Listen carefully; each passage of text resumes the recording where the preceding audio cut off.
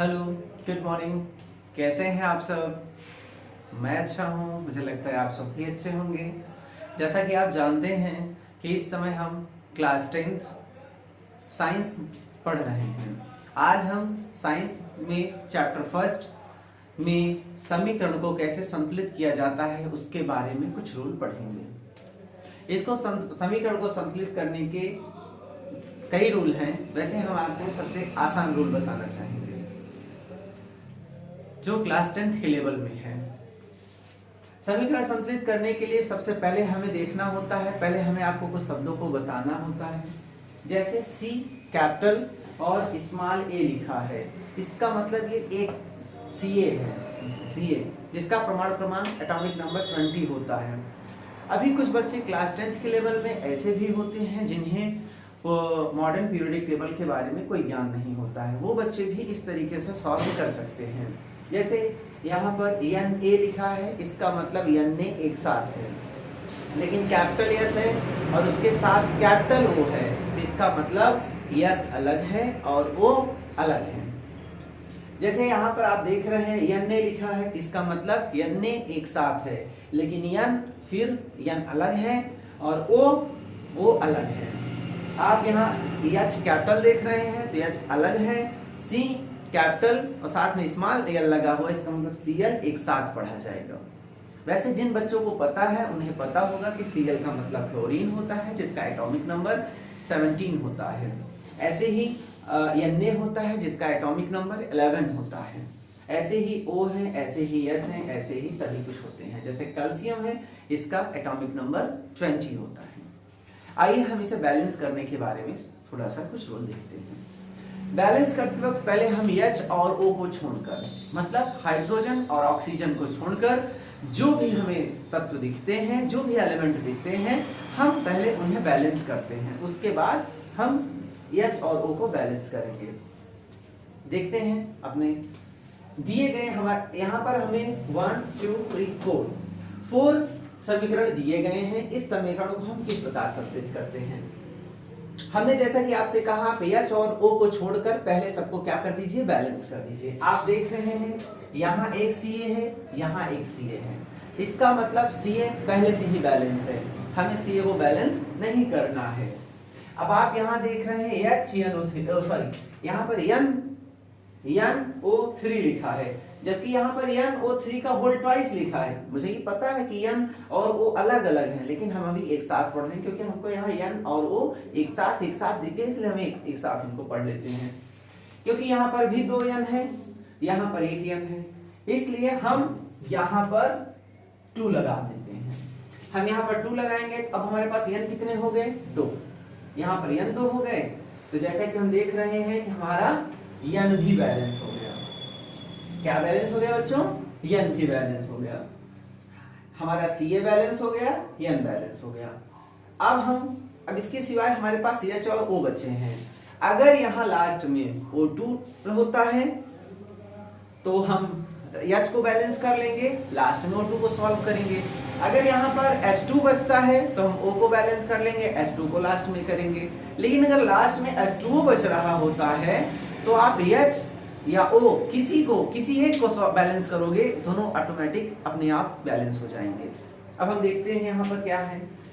यहाँ पर कितने हाइड्रोजन हैं आप देख पा रहे हैं, यहाँ पे 2, यहाँ पर भी 2 2 2 4, जबकि यहाँ पर कितने हाइड्रोजन हैं, केवल 2, इसलिए हमें इसके आगे 2 लिखना पड़ेगा। अब यहाँ पर भी हाइड्रोजन कितने हो गए, 4, 2 2 4, यहाँ पर कितने हो गए, 2 और इसका 2 2 2 4, हमारा हाइड्रोजन भी क्या हो गया, बैलेंस हो गया। अब हमने आपसे कहा भी था कि अगर हम H2 लास्ट में है तो हम हाइड्रोजन को जैसे ही बैलेंस करेंगे हमारा O ऑटोमेटिक बैलेंस हो जाएगा। देखो यहाँ पर कितने O हैं, 2 3 जा 6, यहाँ 6 और 6 2 8, 6 2 8, यहाँ पर 3 2 जा 6 और यहाँ का 2, 6 through 8। तो आप ये कह सकते हैं कि हमारा ये दिया गया इक्वेशन, दिया गया समीकरण हमारा क्या हो गया है, बैलेंस हो गया है। दिया गया समीकरण बैलेंस हो गया है। अब इसी तरह हम इस समीकरण को भी सॉल्व करेंगे। या इस समीकरण को भी बैलेंस करेंगे। जब हम इस समीकरण को बैलेंस कर रहे होते हैं तो हमें सबसे पहले ये देखना होता है H और O को छोड़कर जो भी दिखे आप उसे पहले बैलेंस कर देना। यहाँ पर n ने मुझे दिखा, यहाँ पर n ने 2 दिखा, तो हमने क्या किया, यहाँ पर 2 लगा दिया। क्या लगा दिया, 2। अब देखो n ने बैलेंस हो गया। अब हम S को देखेंगे, यहाँ पर S 1 है, यहाँ पर भी S 1 है, S ऑलरेडी बैलेंस है। अब इसके सिवाय इसमें जो भी है वो H और O ही है और लास्ट में H2O है। तो अगर हम चाहे O को बैलेंस करें चाहे H को बैलेंस कर दें, दोनों अपने आप बैलेंस हो जाएंगे। चलिए देखते हैं H कितने हैं, यहाँ पर 2, यहाँ पर 2 2 4, कितने H हुए, 4, क्योंकि इस पे H नहीं है, यहाँ पे हमने 2 लगाए। कितने हो गए, H कितना हो गया, 2 2 4। अब H भी बैलेंस, H भी बैलेंस, ये भी बैलेंस। अब बचा क्या है हमारे पास, हमारे पास O बचा है। देखो यहाँ पे 2 है, यहाँ पे 2, यहाँ 4, 4 2 6, तो 2 4 यहाँ है और 2 यहाँ।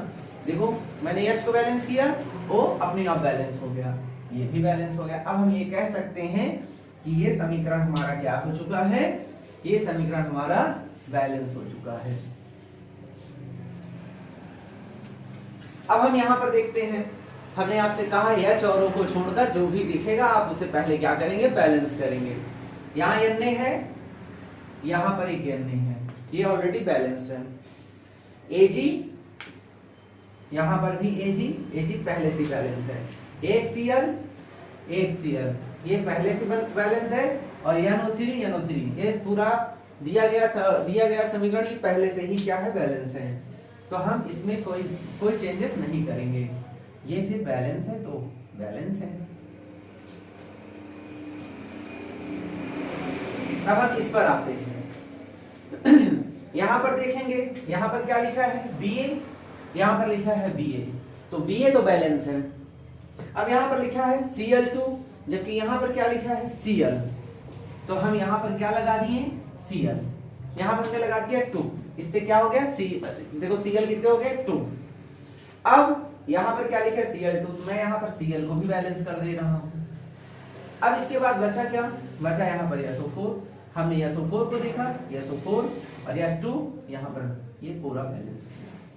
कुछ बच्चे ये सोच रहे होंगे कि सर यहीं पर क्यों लगाते हैं बार बार, इस यहाँ पर कुछ क्यों नहीं लगाते, तो ऐसा रूल नहीं है, हम यहीं पर लगाएंगे। जब भी हमें समीकरण को संतुलित करना होगा तो किसी भी जो भी हमारे पास कंपाउंड दिया होगा उसके हम आगे लगाएंगे, उसके हम नीचे या पीछे नहीं लगाते। क्यों, क्योंकि ऑलरेडी ये बैलेंस, ये अपने आप में दिए हुए तत्व होते हैं, दिए हुए यौगिक होते हैं।